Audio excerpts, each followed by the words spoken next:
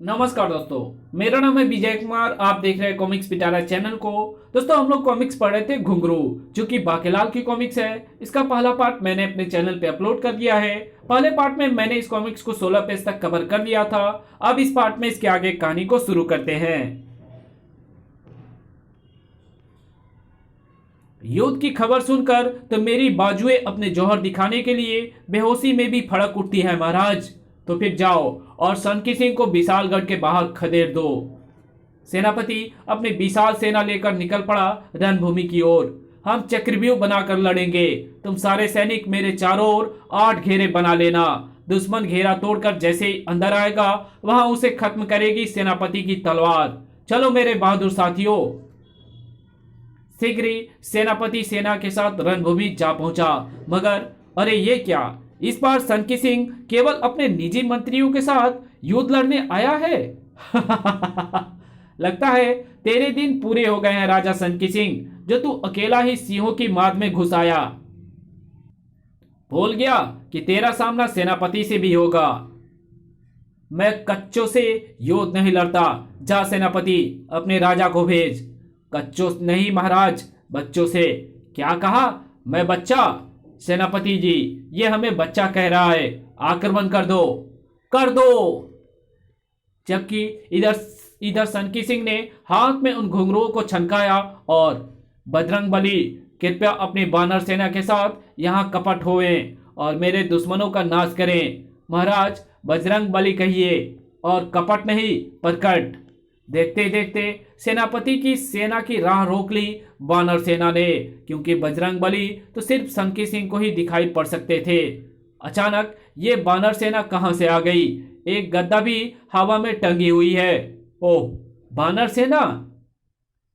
वानर सेना और हवा में तैरती गद्दा को अपनी ओर बढ़ते देख विशालगढ़ की सेना के छक्के छूट गए। सेनापति जी, अब क्या करें? दूसरे वस्त्र लाए हो ना? नहीं। तो फिर भागो, क्योंकि मुझे पता है कि बंदर हमारे वस्त्र ही फाड़ेंगे और हवा में तैरती आती वो गद्दा हमारी पिटाई ही करेगी। सेनापति एवं सैनिकों को वहां से खदेड़ने के बाद बजरंग बली शक्ति और बानर सेना भी वहां से गायब हो गई। सनकी सिंह भयानक अट्ठास लगा उठा। अब मैं मलता हूं मोटे विक्रम को पतला करने सीधा राजमहल। मलता नहीं बे, चलता बोल। और खाद महल नहीं, राजमहल। जबकि बाकेलाल को पटकने से बाज नहीं आया था बादशाह। तू कब सुधरेगा बादशाह के बच्चे? मैं तो तेरी तरह ना सुधरने की ही चीज हूं। मगर बाकेलाल जैसे ही उठकर खड़ा हुआ, मरवा दिया तूने बादशाह, ये तो राक्षसी है। मेरे पति मेरी सौत घर लाने विशालगढ़ के राजमहल गया है। मेरा पति मेरी सौत घर लाने विशालगढ़ के राजमहल गया है। मैं भी सौगंध खाई हूं कि मैं सौत को अपनी छाती पर मूंग नहीं दलने दूंगी। इसलिए मैं भी एक सौत की तलाश में निकले हूं। वाह, तू तो बड़ा सुंदर है रे। अब तो मैं तुझसे ही विवाह करूंगी। क्या? भाग बाके। आ अरे चुड़ैल, छोड़ मेरी चुटिया। अब तो मैं तुम्हारी चुटिया को अपनी चुटिया से बांध कर ही फेरे लूंगी मेरे राजा। मगर राक्षसी को क्या पता था कि बादशाह भी वहां मौजूद है। हिंद, छोड़ बाके की चुटिया। घर्र, तड़ाक। साबस बादशाह। तभी तभी तो बार बार गिराने के बाद भी मैं तुझे ही अपने साथ लाता हूं। हिंद, भागो बाकेलाल, भाग बादशाह। अरे पर मुझे अपने ऊपर चढ़ने तो दे। हिंद, बाकेलाल, तुम्हें आगे जाकर ही चढ़ना पड़ेगा, वरना अगर मैं रुका तो राक्षसी आकर हमें पकड़ लेगी। मुझसे बचकर कहां भागता है बाकेलाल? ये गठबंधन तो अब होकर रहेगा। हिंद, अबे फिर आ गया। राक्षसी के लपेटे में आदमी है या बिना नाड़े का पाजामा? बाकेलाल को खींचती चली गई राक्षसी। तभी अचानक, ओह, ये मेरे हाथ में क्या आ गया? अरे ये तो घुंघरू है। बाकेलाल, मुझ में ये विशेषता है कि मैं जिसके पास भी होता हूँ उसके पास ब्रह्मांड के किसी भी भगवान या देवी देवता का आवाहन करते ही उस भगवान या देवी देवता की संपूर्ण शक्ति एवं शस्त्र आ जाते हैं। बाकेलाल उस घुंघरे की आवाज सुनकर बुरी तरह से चौंक पड़ा था, मगर अब राक्षसी उसे उसके ठीक सामने थी और सोचने समझने का बिल्कुल भी वक्त नहीं था। बाकी के पास घुंघरू की बात आजमा कर देख लेने के सिवाय अब दूसरा कोई रास्ता ना था। मुझ में वराह देवता की शक्ति आ जाए, छनाक, और दूसरे पल कांप उठी सारी धरती, क्योंकि वराह शक्ति आ गई थी बाकेलाल में। ओह, ये क्या? ये तो भूकंप आ रहा है, शायद इसलिए क्योंकि मैंने वराह शक्ति मांग ली है और वराह देवता ने ही अपनी शक्ति पर पूरी पृथ्वी को उठा रखा है। इनकी शक्ति मेरे शरीर में आते ही वराह देवता शक्ति विहीन हो गए होंगे और उनसे अब पृथ्वी का बोझ नहीं उठाया जा रहा होगा। अब मुझे इस शक्ति से इस राक्षसी का जुगाड़ फौरन ही कर देना चाहिए, कहीं पृथ्वी पर प्रलय न मच जाए। खचाक! मैं मरी! इसी के साथ वराह शक्ति बाकेलाल में से गायब हो गई और भूकंप भी शांत पड़ गया। प्रसन्नता के मारे नाच पड़ा बाकेलाल। वो मारा पापड़ वाले को! अब विशालगढ़ तो क्या, तीनों लोगों का राजा बनेगा बाकेलाल। प्रसन्नता में डूबा बाके अब घोड़े को विशालगढ़ की ओर दौड़ाता चला गया। अब मुच्छर मोटे मनहूस राजा विक्रम सिंह को वो राक्षस नहीं, मैं खुद मारूंगा, महल में ही उसकी समाधि बना दूंगा।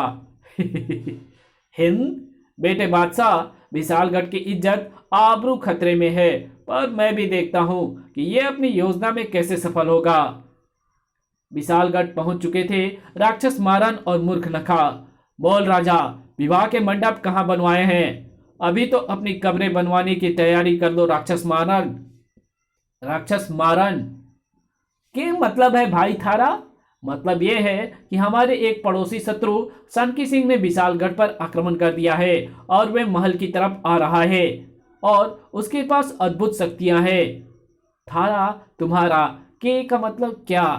तभी वहां आ पहुंचा राजा सनकी सिंह। मैं तो खा भी गया महाराज, राजखाट मुझे सौंप दो वरना मैं छनकाता हूं घुंघरू। खा नहीं महाराज, आ भी गया, और राजखाट नहीं राजपाट। हमारे जीते जी ऐसा नहीं होगा, तो हम तुम्हें मारकर राजघाट हथिया लेंगे। अबे ओ सन की, फिर गलत बोल दिया। राजपाट महाराज, भगवान गणेश कृपा प्रकट हुए और इस मुच्छर राजा को सिंहासन से नीचे उतारें। मैं अभी राजा विक्रम सिंह को सिंहासन से नीचे उतरवाता हूं। सनकी सिंह जाओ धर्म। दूसरे पल सब हतप्रभ रह गया। च्याओ! उतर बे नीचे मोटे। नहीं, मैं नहीं उतरता। च्याओ! भगवान एक गज और भेजो, ये तो मुझसे हिल भी नहीं रहा। मुझे अपने पर शर्म आ रही है। अभी लो पुत्र, मैं वीर को भी भेज देता हूँ। तत्काल एक हाथी और प्रकट होकर पहले हाथी की सहायता के लिए आगे बढ़ा। च्याओ! दो हाथियों की ताकत के आगे अब विक्रम सिंह की एक ना चली। च्याओ! 7 अजूबे इस दुनिया में 8वीं अपनी जोड़ी। अरे तोड़े से भी टूटे ना ये धर्मवीर की जोड़ी। हो। च्याओ! बाकेलाल, प्यारे बाकेलाल, तुम कहाँ हो? महारानी जी, मैं इस पाजी की गर्दन अभी उड़ा देता अगर इसके पास ये तिलस्मी घुंघरू ना होते तो। धगड़ धगड़। ओह, ये घोड़े की टापों के स्वर कहां से आ रहे हैं? तभी, अरे बाकेलाल, बाकेलाल! हिंद महाराज, मैं ले आया बाकेलाल को और ये आपकी कब्र महल में ही बनवाने की सोच रहा था। बड़ा आया। अरे ये भी नहीं सोचा कि अभी बादशाह जिंदा है। धड़ाक! मोहक ने झपट कर उठा लिए वे घुंघरू। तभी बेटे मोहक सिंह, मुझ में ये विशेषता है कि इसी के साथ घुंघरू मोहक सिंह को अपनी विशेषता बताता चला गया। इधर चीख पड़ा बाकेलाल, बादशाह के बच्चे, मेरे घुंघरू! सेनापति जी आगे बढ़िए, सैनिकों पकड़ लो इस सनकी सिंह चाचा को। अब ये हमारा कुछ नहीं बिगाड़ सकता, क्योंकि अब मेरे पास भी है घुंघरू। सनकी सिंह चाचा, अब तुम बचकर नहीं जा सकते। तो फिर लो देखो, महाबली, महाहलशाली, महापराक्रमी जीभ और उसके गद्दा का रुमाल। महाराज, महाहलशाली नहीं महाबलशाली, जीभ नहीं भीम, गद्दा नहीं गद्दा, और रुमाल नहीं कमाल। अरे जाओ सनकी चाचा, ये लो, ये खींच ली मैंने भीम की शक्ति एवं उसका शस्त्र यानी उसकी गद्दा। बेड़ागर खो रहा है बाकेलाल, छीन ले घुंघरू। मोहक सिंह ने आह्वान किया भीम की शक्ति एवं उसके शस्त्र का। दूसरे पल आगे बढ़ता महाबली भीम कटे वृक्ष सा गिर पड़ा। आ! मैं तो ठहरी हूं वायु में भी पत्ते की तरह खड़खड़ाने लगा। बूहू! भीम की शक्ति का कबाड़ा कर दिया।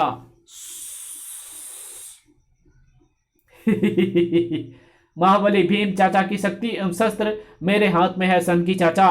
लो, इस गड्ढा के प्रहार का मजा चखो। वाह! अबे वाह नहीं, आ बोल। प्रत्येक व्यक्ति देख रहा था इस कमाल को, मगर किसी के मुंह से बोल तक ना फूट रहा था। अब मैं तुम्हें मारूंगा अर्जुन की भक्ति से। हे अर्जुन देव, कृपा प्रकट होवे और इस दुष्ट को वीरों से छेद देवे। अबे वो अक्ल के लठ, भक्ति नहीं शक्ति, वीरों नहीं तीरों से। अर्जुन ने अभी प्रत्यंचा पर तीर चढ़ाया भी नहीं था कि मोहक ने आह्वान कर दिया उसकी शक्ति का। देखा सनकी चाचा, अर्जुन चाचा की शक्ति एवं उनके शस्त्र भी मेरे पास आ गए। ये आया वो तीर जिसने कभी मछली की आंख फोड़ी थी। वाह!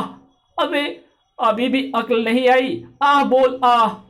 सनकी के हाथ से छूटे घुंघरुओं को झपट कर उठा लिया मूर्ख नखा ने। भैया, ये घुंघरू तो मैं पहनूंगी। पहन ले बहन, पहन ले। नहीं, मेरे घुंघरू मुझे दे दो। तभी बाकेलाल ने लगाई मोहक सिंह पर छलांग और अरे बाकेलाल चाचा, ये क्या कर रहे हो? आ! घुंघरू छूट गए। छन! राक्षसी ने दूसरे घुंघरू भी पहन लिए और इसी के साथ वो हो गई गायब। भैया बचाओ! बहन मूर्ख नखा, तू कहाँ गई? और भी ज्यादा बेड़ा गर्क हो गया। राक्षसी का हाथ थामने के साथ ही गायब हो गया राक्षस भी। ये देख चीख पड़ा सनकी। जागो, भागो, बोलिए महाराज। महाराज, मैं अभी उन्हें पकड़ता हूं। भाग कर जाएंगे कहां? उसी समय परीलोक में। ओह, हमारे घुंघरू वापस आ गए, मगर ये अपने आप कैसे आ गए परी रानी?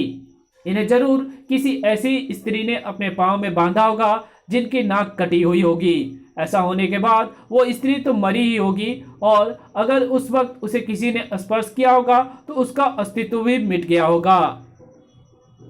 जबकि इधर बाकेलाल रो रहा था खून के आंसू। मेरी योजना के घुंघरू भी टूट गए।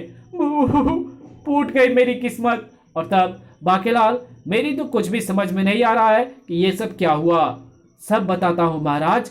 चल बेटा बाकेलाल, शुरू हो जा। बाके सचमुच शुरू हो गया। महाराज, मुझे शंकर भगवान ने स्वप्न में दर्शन देकर घुंघरुओं, सनकी की योजना, मूर्खनखा और मारन के विषय में सब कुछ बता दिया था। तभी मैंने मूर्खनखा की नाक काट दी थी, क्योंकि मुझे पता था कि घुंघरू ऐसी स्त्री के स्पर्श से ही गायब होंगे जो नकटी होगी। अब आगे की कहानी आप खुद समझ जाइए। और तब मेरा प्यारा बाकेलाल, आ गले लग जा और दे दे पुच्ची, मोटे मनुष्य, तेरी टांग टूट जाए।